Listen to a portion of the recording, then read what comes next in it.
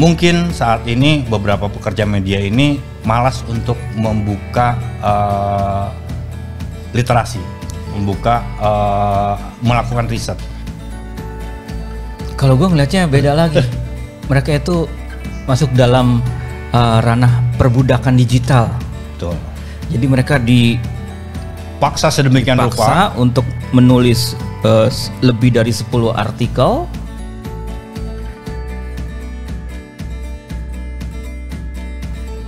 Oke, selamat nonton lagi nih podcast atau vlog gue. Kali ini gue kedatangan temen tamu yang dia beda. Biasanya kan yang datang ke tempat gue itu gue tanya-tanya. Sekarang dia yang mau nanya-nanya. Penasaran soalnya, Udah lama banget pertanyaan ini udah ngumpul di kepala udah lama. Terus setiap ketemu, gue pengen ngomong apa ya sama lu? Gitu ya? Itu yang bikin ya gue datang ke sini penasaran. Jadi gini, cepet aja. Gue penasaran. Lu kan berawal dari menulis novel, terus blogger aktif, terus perkembangan teknologi menjadi vlogger. Nah, kembali lagi ke teknologi, sekarang podcaster. Nah, apa sih yang menjadi latar belakang lu menulis? Gue paham. Untuk jadi blogger dulu deh. Kan ini medianya berbeda antara kertas dan teknologi ya. Ada kaitannya sama internet. Ya apa tuh? Ya kalau gue ngeblog itu dulu karena gue pengen tulisan gue, apa yang gue pikirkan itu langsung publish.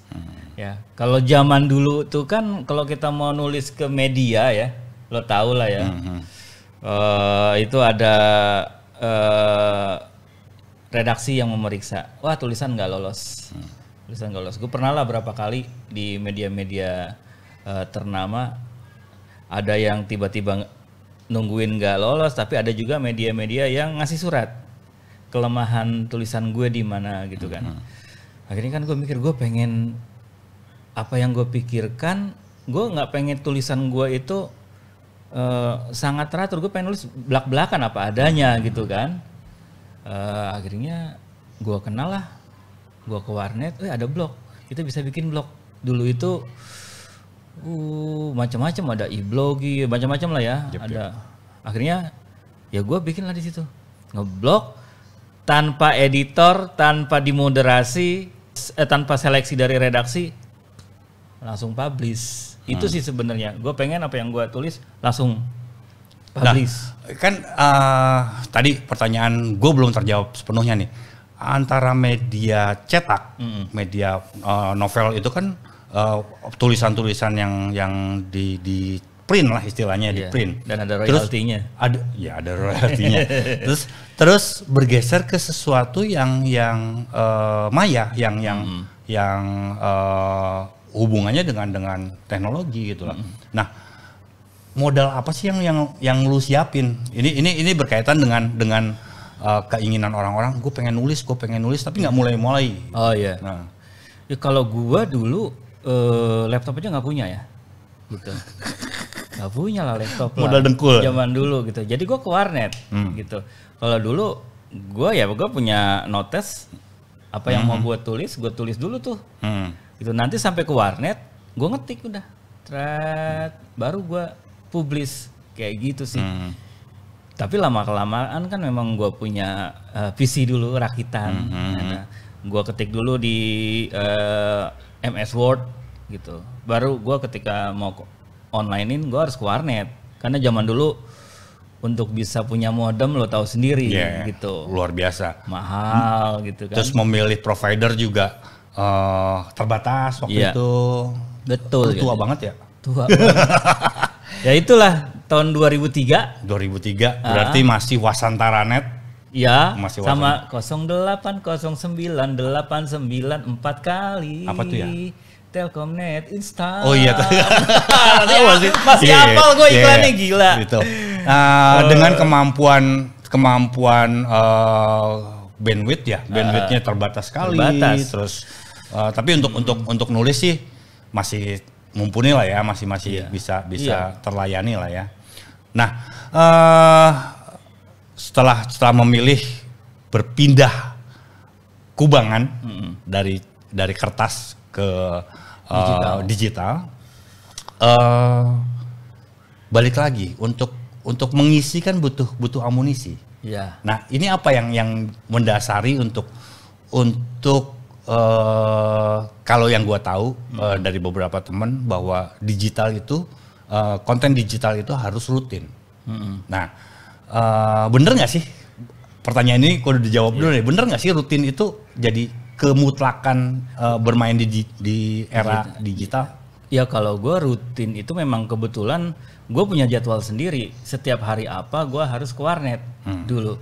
Ya memang sengaja gue rutinin karena biasanya gue tuh kan nulis itu buat gue biar gue itu waras gitu loh.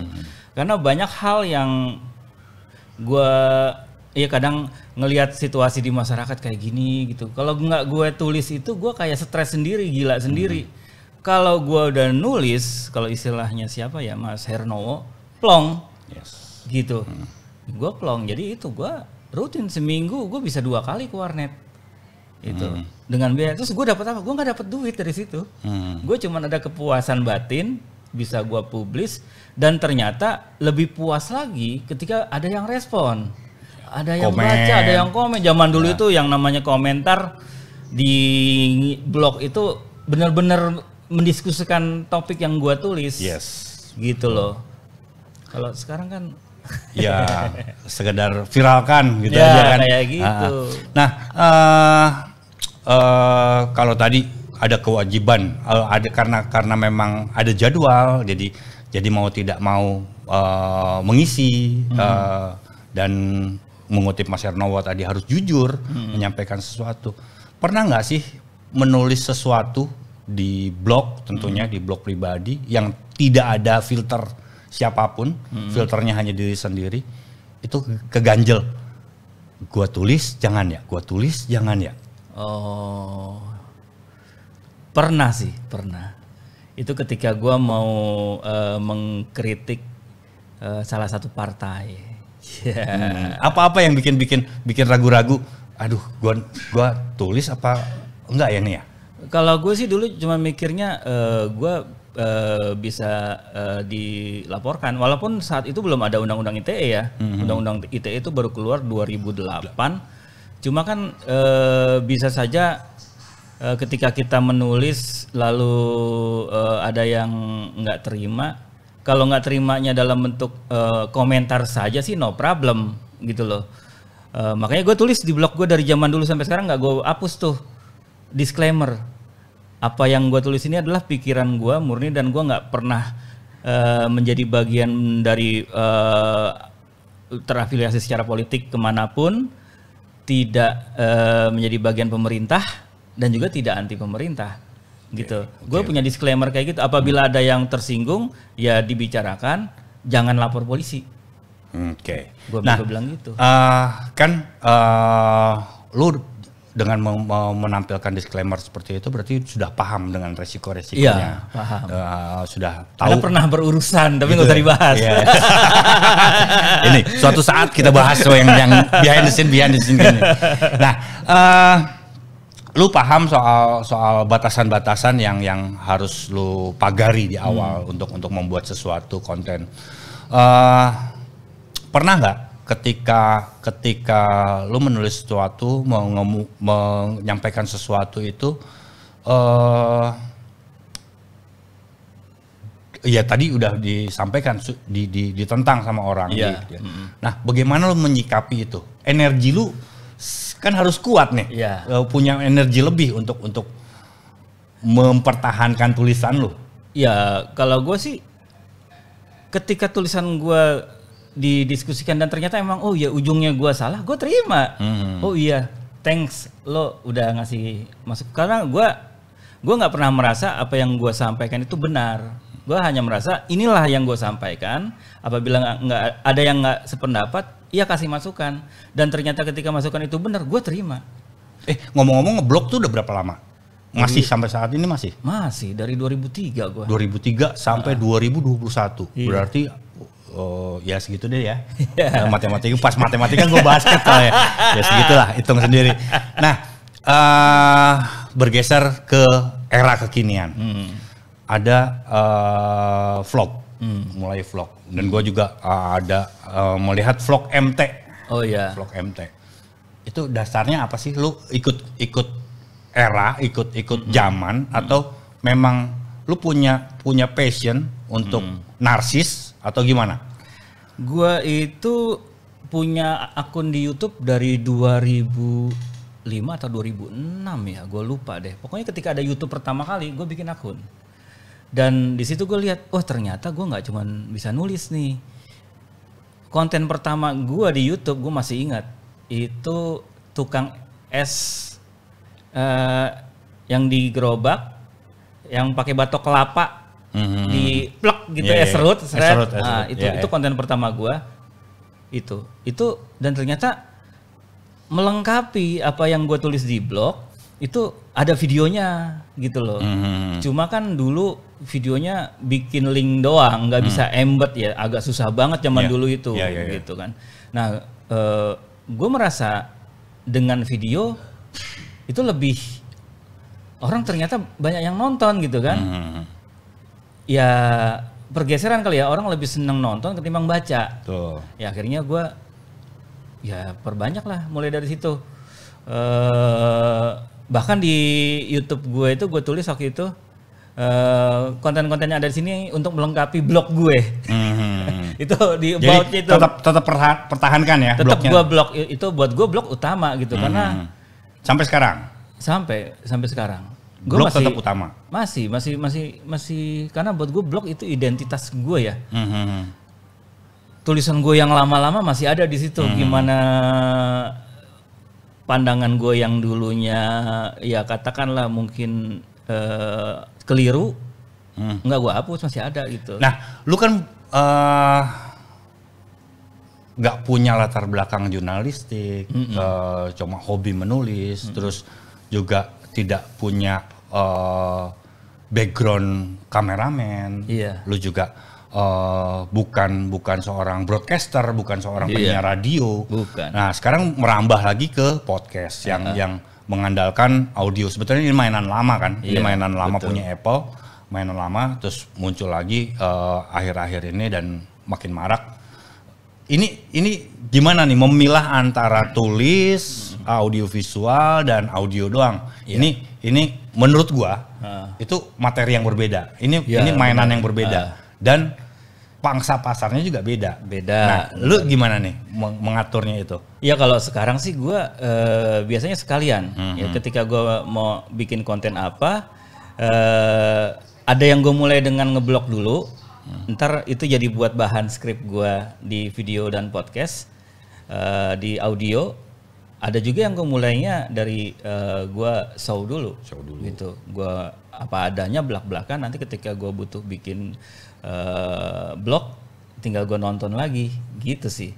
Jadi sekalian sih gue gitu, maksudnya gue nggak akan detail ini khusus buat audio, ini khusus buat video. Enggak. Satu rangkaian aja. Satu rangkaian aja. Satu kerjaan untuk 3 materi, untuk 3 platform. Gitu. Kan sekarang gue udah mulai sering bikin microblog di Instagram tuh kan. Kan orang ngelihatnya, kalau gue ngelihatnya ya kenapa gue nggak ninggalin blog, kenapa gue nggak ninggalin Facebook? Ya karena gue lihat teman-teman gue ada yang sukanya di Instagram, ada yang sukanya di YouTube, ada yang sukanya di Facebook, ada yang sukanya di blog, ada yang sukanya juga nonton, dengerin podcast. Ada di Twitter masih? Twitter gue udah jarang, karena Twitter buat bercanda doang. Tuh. Gitu sama temen-temen gue. Kalau gue membaginya Twitter itu ibaratnya daily. Daily. Gitu. Terus YouTube itu kayak tabloid mingguan. Gitu. Kalau YouTube ya TV-nya gitu. Podcast radionya. Kalau gua membaginya seperti background itu. Background lo jurnalis banget sih ya. Ketahuan ya. Iya. Gitu. Iya, kalau gue kan apa adanya semua otodidak aja. Gue cuma mikir, masa gue nggak bisa sih, gitu. Apa yang gue mau coba ya gue harus bisa. Kalau gue belum bisa ya gue belajar lah. Menurut lu sebagai sama-sama penikmat nih sekarang, gue juga tidak lagi ada di sistem, tidak lagi ada di lingkungan yang gajian tiap tanggal 25. Pengangguran. Nah, gue pengen nanya, gimana sih komentar lu tentang berita-berita saat ini? Mau baik di media cetak konvensional yang masih kertas, sama yang online. Ya kalau gue sih ngelihatnya mereka itu mungkin tetap ingin bertahan di era digital yang sebenarnya setiap orang kan sekarang prosumer, ya, produsen maupun konsumen. Dia bisa jadi produsen dan bisa menjadi konsumen. Nah media-media itu kan juga tetap pengen eksis loh, modalnya gede, gajinya karyawannya banyak, gitu. Cuma gue juga punya teman-teman di kalangan jurnalis ya, yang gue kadang mikir ketika ngobrol sama teman-teman gue itu ada 3 orang kan di warung kopi, 3-tiganya jurnalis. Gue ngomong. Gue nggak ikutan ya berarti? Enggak. Gue bukan orang keempat. Bukan. Mereka tuh sambil kerja, gitu kan? Terus gue tanya, lu ngajak ngopi tapi lu HP-an terus, belum selesai deadline gue om. Emang lu sehari berapa tulisan? Ada yang 12, ada yang 20 bro. Gila, gue mikir, lu dikejar kayak gitu. Dan lu kelarnya kapan? Kadang sering ya, di atas jam 2 pagi mereka tuh baru kelar. Yang penting kekejar target. Terus lu gimana? Ya gue mah yang penting udah asal tulis aja deh. Karena udah lelah. Yeah. Dari situ kan gue akhirnya ngeliat, oh wajar kalau gue kadang-kadang ngeliat media tulisannya kayak ya kayak kemarin gue tulis di Facebook gue itu, sekelas kompas.com, nggak apa-apa gue sebut gitu kan, gitu, memberitakan Chelsea juara Liga Champion, tetapi di situ tuh ditulis sampai sekarang belum dihapus loh, gue udah ngecek kemarin. Pertandingan final yang di Portugal ditulisnya di Polandia. Iya, itu fatal. Itu sekelas lo tau lah ya. Iya. Sebagai rujukan gitu, di mana dulu gua sering ditolak artikel gua sama itu, jadi kembali ke awal tuh. Salah satu media yang edukatif buat gua ketika penulis pemula ngirim dan ditolak, itu ngasih alasan di mana kelemahan tulisan gue. Makanya gue tetap respect sama Kompas. Cuma ngelihat di zaman online ini kok kualitasnya hancur ya. Betul. Kalau saya menyebutnya gini, kalau gue menyebutnya mereka pekerja media, bukan lagi jurnalis. Mereka kalau gue melihatnya ya dengan sisi produk yang seperti itu, udah kayak tukang tahu goreng. Kalau gue ngelihatnya beda lagi. Mereka itu masuk dalam ranah perbudakan digital. Betul. Jadi mereka dipaksa sedemikian rupa untuk menulis lebih dari 10 artikel. Lo sanggup nggak? Nggak sanggup. Nggak sanggup kan? Gue aja nggak sanggup gitu kan. Gitu. Dipaksa sehingga akhirnya juga ketika asal nulis terus ternyata judul lo jelek, judul lo nggak clickbait. Akhirnya di sini paksa bikin judul yang clickbait segala macam kayak gitu. Dan mungkin saat ini beberapa pekerja media ini malas untuk membuka literasi, melakukan riset. Ini yang bagi gua membuat tulisan-tulisan atau materi-materi tayangan jadi mentah. Kalau gue sih ngeliatnya bukan mereka malas, bro. Nggak ada waktu lagi, bro. Lo bayangin 12 artikel sehari, atau ada yang juga yang sport tuh 20 loh. 20 artikel sehari. Iya. Lo bayangin lah, mana punya waktu buat ngeriset, ngecek ini benar atau enggak gitu kan. Dan melakukan akurasi. Betul. Kan gitu. Mereka mikir daripada gue buang-buang waktu buat ngeriset lagi, ya mendingan yang penting udahlah daripada gue kena tegur mulu, nggak setoran nggak tayang-tayang nggak nerbit kayak gitu. KPI turun nggak dapat bonus ya wajar jadinya. Makanya gue lebih gue sindiran gue itu mereka itu diperbudak. Ya, tapi kan ini oleh perusahaan besar. Nah, tapi kan ini nggak bisa jadi permakluman bagi gua. Karena bagaimanapun juga media ini kan sumber informasi bagi gua ya. Iya, gitu loh. betul. Gua bisa bebas ngomong gini karena gua udah di luar. Gitu. Nggak bisa. Jurnalis ini horor. Gua juga. Aduh, ampun dah. Gitu ya. Gitu, nggak bisa lah, nggak bisa karena dipermaklumkan ya. Nggak bisa dipermaklumkan, nggak bisa. Oh yaudah deh kita maafkan, nggak bisa. Ya, karena benar. Karena bagaimanapun juga ini materi untuk informasi kita yang di luar, kita yang tidak tahu. Wartawan itu harus coba tahu. Ya. Gitu.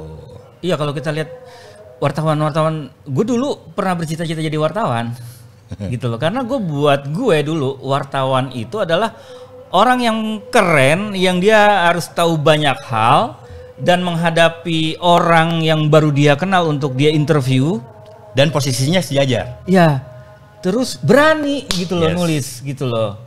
Ya kayak itu masa lalu. Iya, zaman dulu itu kan banyak pejuang-pejuang kita yang mereka itu jurnalis gitu loh. Betul. Kayak ada Malik misalnya, Kartosuwiryo gitu Syahrir. Syahrir. Mereka punya surat kabar. Betul. Itu gue merasa keren. Dan itu bagian dari perlawanan waktu itu kan. Betul. Jadi mereka menulis itu bagian dari melawan penjajahan. Iya. Bagaimana mereka yang ada istilah pedang kalah tajam sama pena ya itu. Betul. Gitu loh. Itu dulu. Nah, kalau sekarang kan banyak copy paste. Makanya dulu gue sempat bercita-cita jadi wartawan gitu kan. Bukan bercita, mimpi lah, berhayal kalau gue tuh jadi wartawan. Cuma kan nggak bisa gitu. Gitu. Pendidikan gue nggak kesana gitu kan. Garis tangan yang jelas. Iya, garis tangan yang jelas. Lu diarahkan untuk mengawasi wartawan. Gitu. Yang jelas gitu sih. Sekarang gue melihatnya itu ya seperti yang ada di Facebook gue lah ya. Iklannya yang kacau. Ya, kakek Sugiono tiba-tiba naik jadi Profesor Anu. Nah betul, yang kayak gitu-gitu itu. Akhirnya gue baru kali ini nih. Belum puas sih benernya. Tamu masih banyak. Malah nanya gitu kan. Padahal gue yang mau nanya-nanya ke dia tuh, karena kan lu kan orang lama di media ya, lo pernah di RCTI, di Media Indonesia dulu. Media Indonesia. Terus sebelumnya bahkan di tabloid kecil di Semarang, tapi akhirnya pernah jadi apa ya? Jadi patokan orang Semarang. Oh, tabloid kriminal. Gue berawal dari situ dulu, tabloid kriminal dulu. Endingnya di Kompas TV. Tuh kan. Harus gue tanya kan sebenarnya, malah dia yang mau nanya. Tapi suatu saat siap harus kita balas. Siap gitu ya. Ini terbuka nih studio nih. Oke, mantap. Oke deh, bro. Ya.